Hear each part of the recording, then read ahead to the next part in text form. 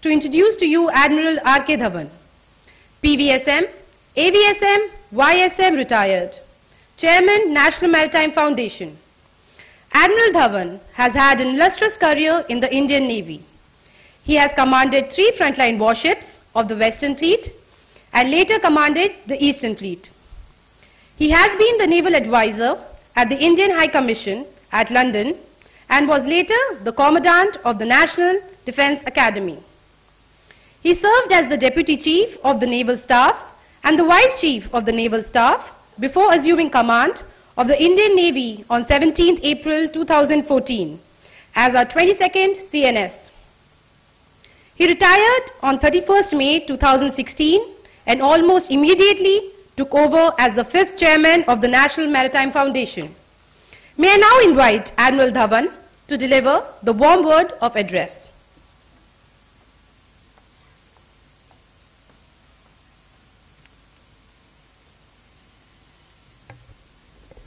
Honorable Defence Minister, Srimati Nirmala Sitharaman, Chairman Chiefs of Staffs Committee and Chief of the Naval Staff, Admiral Sunil Lamba, Admiral Vijay Gunaratne, the Chief of Defence Staff Sri Lanka, His Excellency Mr. Stephen Lovegrove, the Permanent Secretary, Ministry of Defence, United Kingdom, Admiral Shekhawat, the former Chief of Naval Staff, Excellencies, senior officers from the armed forces, both serving and retired, distinguished guests, eminent participants, members of the media, ladies and gentlemen.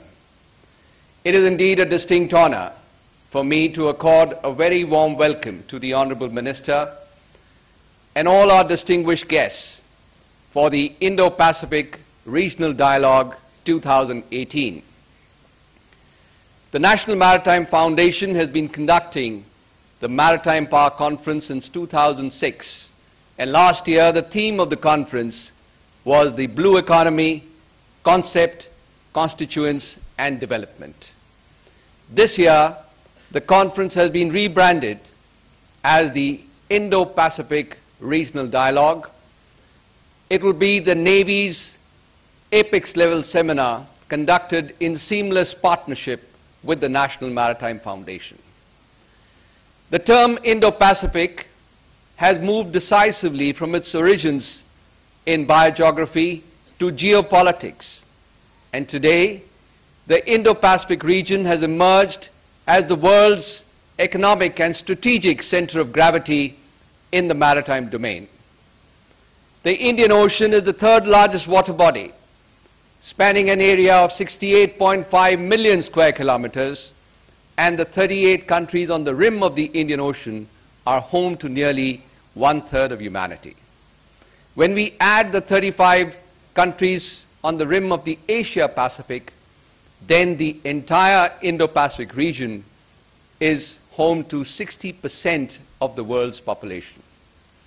As a maritime nation, India sits astride busy sea lines of communication which transit across the Indian Ocean, over which nearly 120,000 ships transit every year, carrying 66% of the world's oil, 50% of the world's container traffic, and 33% of the world's cargo traffic.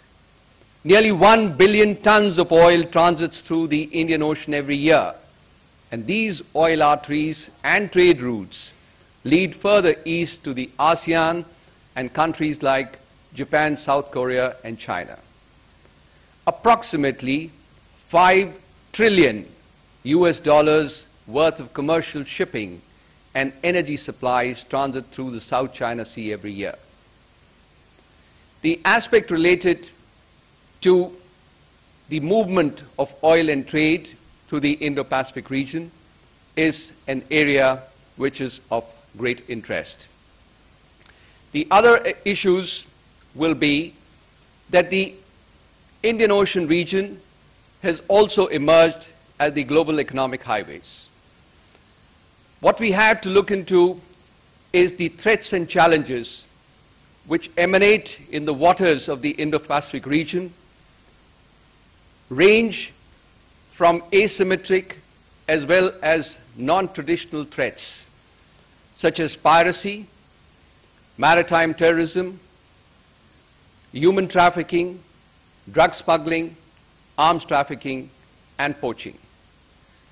Another challenge on the waters of the Indo-Pacific region is that indiscriminate pollution of the oceans have resulted in a detrimental impact of climate change on the oceans. And this has resulted in the Indo-Pacific region being virtually in the eye of the storm. And our navies and coast guards have to be ready to take on this challenge as well. The instabilities and the turbulence in some parts of the Indo-Pacific region has the potential to spill over into the maritime domain, and the situation can best be described as fragile. Consequently, over 120 warships from nearly 20 navies are always present in the Indian Ocean region to safeguard their maritime interests. The issues in the South China Sea range from the territorial claims, claims of sovereignty, freedom of navigation, and control of resources. India has advocated adherence to international law and promotion and maintenance of peace and stability, maritime security and stability, and freedom of navigation and overflight rights in the region. An aspect related to international law, which is the cause for concern, is that the high seas, which cover nearly 50% of the Earth's surface, is one of the least protected areas on the planet. There is not a single internationally binding treaty for legislation in areas beyond national jurisdiction. This lack of legislation was addressed at the UN General Assembly in 2004, and an ad hoc informal working group constituted to look into this issue. The working group has had a series of meetings over the years and has drafted an internationally legally binding instrument which has been submitted to the UN General Assembly in July 2017. At this point, therefore, it can best be considered as work in progress. The waters of the Indo-Pacific region have emerged as global economic highways. Another unique feature of the Indian Ocean is that 80% of the oil and trade that emanates in the Indian Ocean region is extra-regional in nature. This implies that if there is any impediment to the free flow of oil or trade, it would have a detrimental impact not just on the economies of the region, but the global economies as well. Safety, security, and stability on the waters of the Indo-Pacific region is of paramount importance, and it is the collective responsibility of the navies to ensure the security of the global commons. Networking among navies and maritime partnerships between countries of the Indo-Pacific region therefore need to be strengthened in the coming years. During the conference, we will take stock of the recommendations made last year at the Blue Economy Conference. Our analysis indicates that while we have an ocean of opportunities to harness the blue economy, the challenge is to ensure that these would be greenfield infrastructure projects with minimum impact in the environment and to ensure sustainable development of the oceans. We need to have a national level maritime policy for economic development of our maritime interests and implementation of the blue economy initiatives. The National Maritime Foundation has published a paper giving the policy recommendations for implementation of the blue economy initiatives at various levels of the government and to Niti Aayog. With regard to challenges and opportunities in the Indo-Pacific region, these will be discussed under 4 basic themes. The first being maritime trade, its growth and vulnerabilities. Nearly 95% of India's trade by volume and 72% by value transit by sea, and this accounts for nearly 30% of the country's GDP. We have vast maritime interests and also the aspect that the Indo-Pacific region is one of the largest trading regions in the world, with 36.6% of global exports and 36.1% of global imports taking place in the region. As far as maritime infrastructure is concerned, the government has launched an ambitious Sagarmala project, which is a port-led development initiative based on 4 pillars of port modernization, connectivity, port-led industrialization, and coastal community development.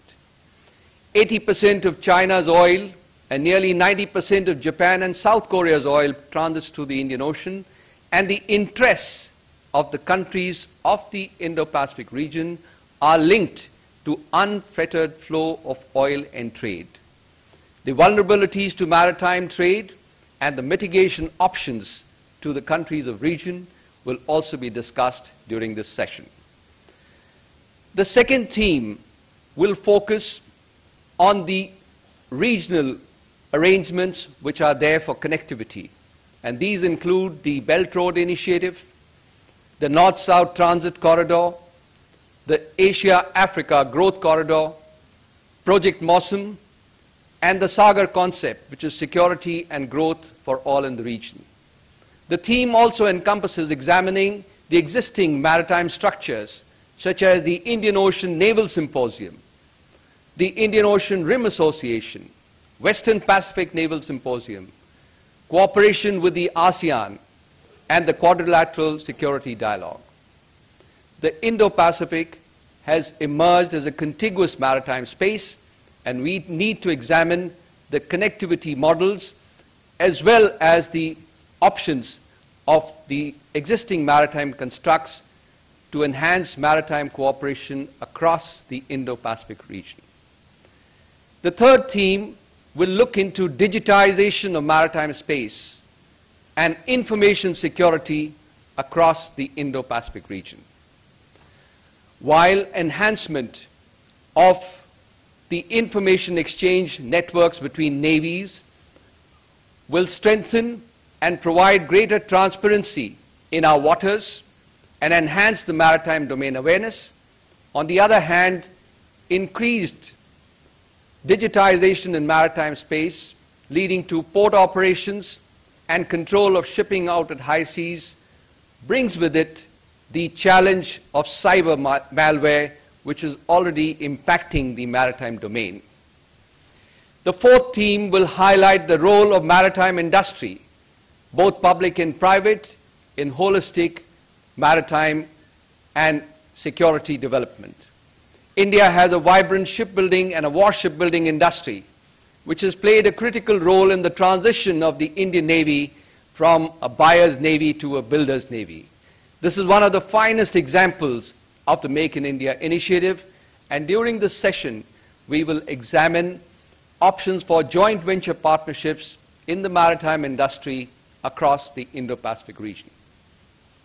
In recent years, under the leadership of our Honorable Prime Minister, Shri Narendra Modi, there have been a series of initiatives for development in the maritime domain.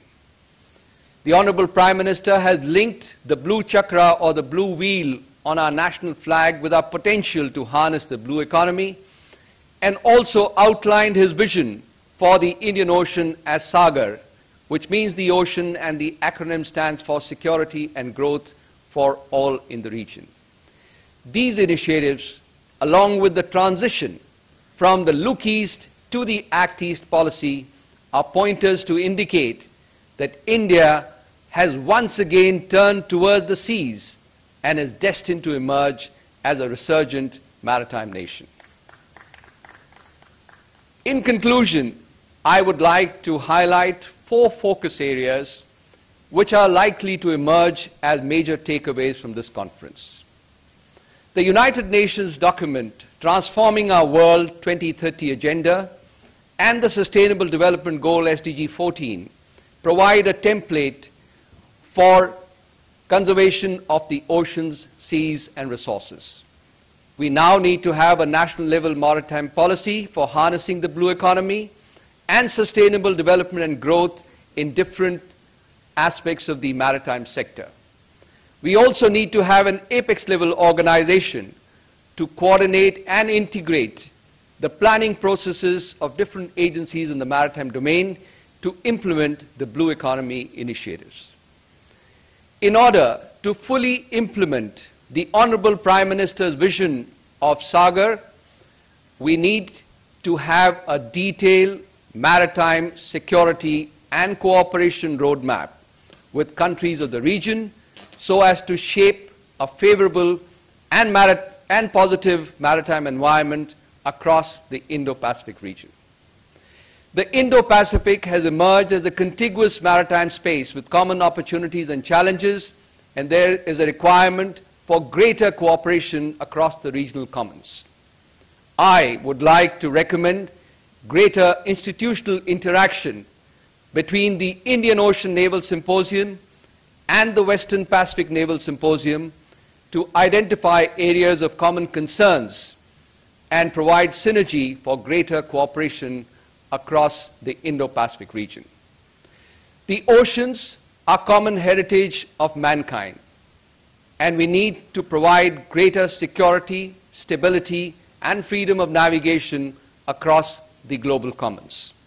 The current international efforts towards strengthening ocean governance, as well as legislation of the areas beyond national jurisdiction, need to be actively supported. Finally, the seas around us are gaining newfound importance as each day goes by, and I have no doubt that the current century is the century of the seas. I would like to take this opportunity to once again welcome all our distinguished guests for the Indo-Pacific Regional Dialogue. I'm sure that the enriching deliberations will provide some paradigm-shifting ideas and thoughts to enhance maritime cooperation and provide greater security, stability, and economic growth across the Indo-Pacific region. Thank you. Jai Hind.